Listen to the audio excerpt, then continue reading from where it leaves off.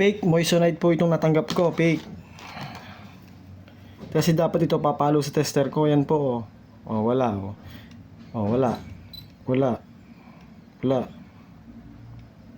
Wala ho, oh. Kahit anong gawin ko diyan, hindi yan papalo, oh. Wala. Wala. Totoo, baka may GGRA certificate ka pa, hindi ko pa na-check to sa website kung talagang tunay. Kasi peke yan, yan ang mga peke. Ito yung tunay. Ito yung aking tunay na moissanite. Tingnan nyo naman, kahit hindi ko idiin yan. Oh, yan talaga ang moissanite. Yan oh. Yan po yung ating moissanite na tunay. Tsaka ito po yung rubies. Ayan oh, hindi yan sasagad. Kasi ano lang yan, rubies lang yan. Ang moissanite at tsaka diamonds, ganyang kataas. Ang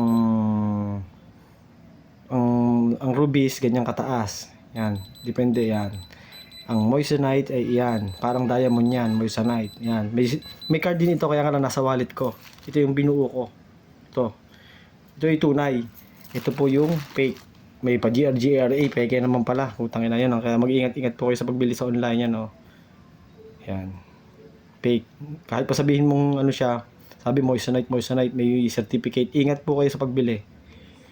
Meron pong item na mali. Balik na lang.